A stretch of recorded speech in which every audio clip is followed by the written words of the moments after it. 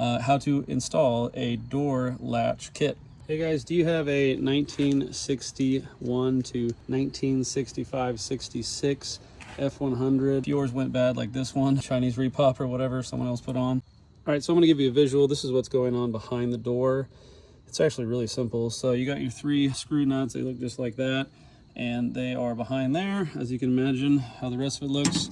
Over here is, I don't know what you call that, but it is attached sort of like this. Now how you remove this behind the door and figure out what's going on this side of the door, basically quite literally what you do is undo these 3 bolts, and once you have the screws loose or out, you drop her down, and then what happens over here when you move it like this, then this, what that connects to lines up, and then it basically pops out like that, and then you just bring it on out, and that is how you install the new one. Let's see if I know what I'm talking about. China. Yeah, it's great. All right, I source my parts from 2 different places. I recommend AutoKrafters. You guys can use promo code AKF100 World, all caps, or Melvins Classic Ford Parts. You can use promo code F100 World, all caps.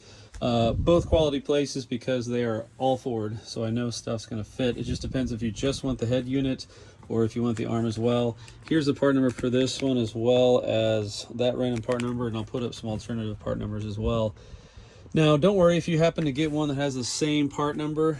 You can basically just flip this rod over and you are right as rain. So for example, oh no, they gave me the wrong one. Oh, never mind. So let's get the sucker installed. Okay, I can't really show you back there, but behind there is what's going on here. You know, similar shape hole, right? You guys remember that in preschool, match the shapes. Basically, I pop that on there, now it's hanging. And then all I do, bring it on up here, and then just slides right in there. Oh, there you go, all the holes match.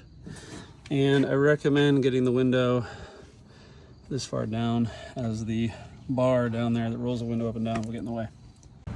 Just like that, it is done. Now, if you need these to thread, because they are pretty short, I recommend just pulling on this and threading one of them. If they're a snug fit, that's a good thing. All right, let's see if it works. I got these from AutoKrafters as well, so. All right, sounds like it's working. Lock in, open, cool. By the way, they have these for the window as well. As you can tell, I've already replaced that. See that video above? So, yes, now the big thing is, if I shut it, will it open? All right, it works. So the last one was a little bent, and when I roll my window up, it would hit it. So I'm really glad that it doesn't do it.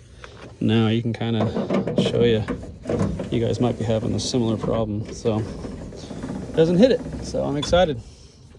Hope you guys enjoy. Consider subscribing. Thanks for watching, guys.